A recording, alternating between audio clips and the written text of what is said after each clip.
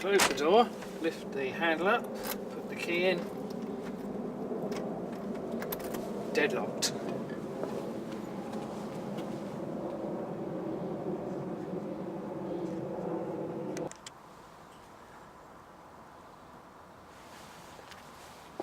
Right, so we're opening the door, it's been deadlocked.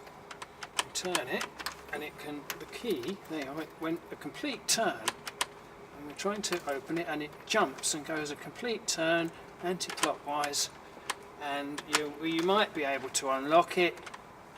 Oh, there we are, we managed it. So I think that's pretty clearly a defective lock.